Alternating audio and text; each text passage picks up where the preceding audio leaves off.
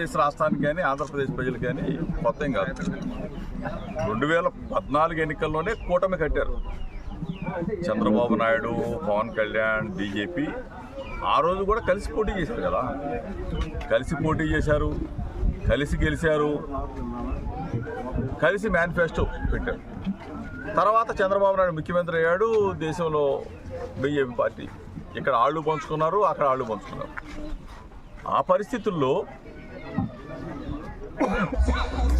ఎందుకు కలిసి పోటీ చేసి కలిసి గెలిచి మరలా పవన్ కళ్యాణ్ తిట్టి బయటికి పంపించారు చంద్రబాబు నాయుడు. పవన్ కళ్యాణ్ అనేవాడు ఏమన్నా పుడింగా, వాడి వల్ల మేమేం గెలిచామా అని చెప్పేసి అమ్మనాభూతులు తిట్టారు. ఆయన్ని తిట్టడమే కదా, ఆయన కుటుంబ సభ్యులు తిట్టి వాళ్ళ అమ్మను కూడా తిట్టి పంపించారు. అది అయిపోయింది. చంద్రబాబు నాయుడు అనే వ్యక్తి మోడీని పట్టుకొని ఇష్టం వచ్చినట్టు మాట్లాడాడు. ఏదైనా కుటుంబం లేదు, భార్య లేదు, పిల్లలు లేదు, ఏం తెలియదు.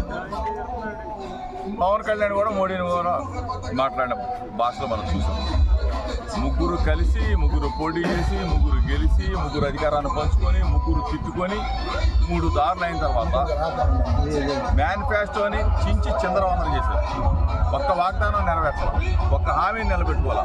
చంద్రబాబు నాయుడు అనే వ్యక్తి 5 సంవత్సరాలు మోసం చేశాడు జనాన్ని, కాబట్టి ఘోరంగా ఓడిపోయాడు.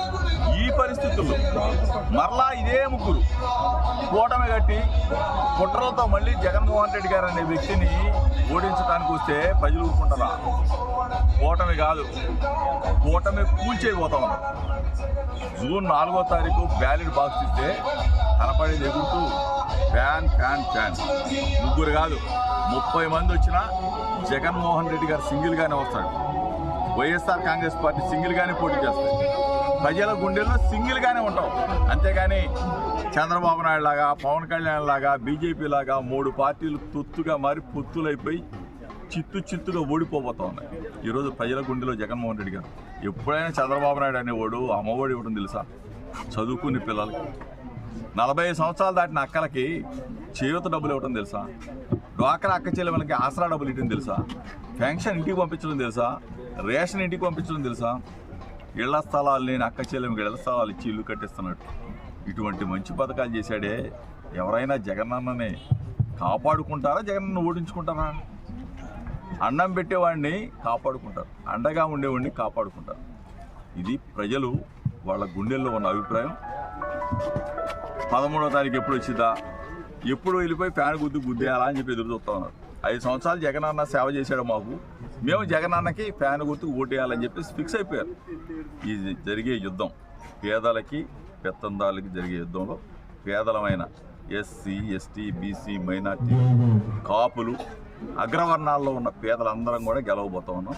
ఇది చరిత్ర జరగబోతుంది. మరో 2 రోజుల్లోనే ప్రచారం ముగుస్తుందండి. ఇప్పటి వరకు మీరు ప్రచారం చేశారు, ఎలాంటి స్పందన ఉంది? రిజల్ట్ ఎలా ఉండబోతుంది? ఊహాగా అసలు ఊహించడానికే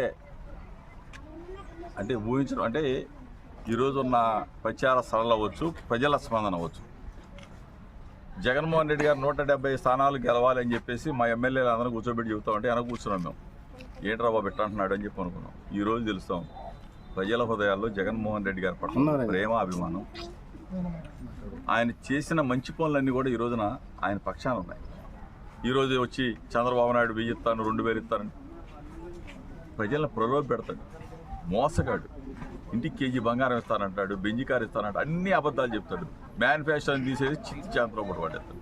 మేమేమో మా జగనేమో మేనిఫెస్టో అంటే బైబిల్, ఖురాన్, భగవద్గీతలాగా భావిస్తాం. ఒక మాట చెప్పాడంటే ఆ మాట మీద నిలబడతాడు.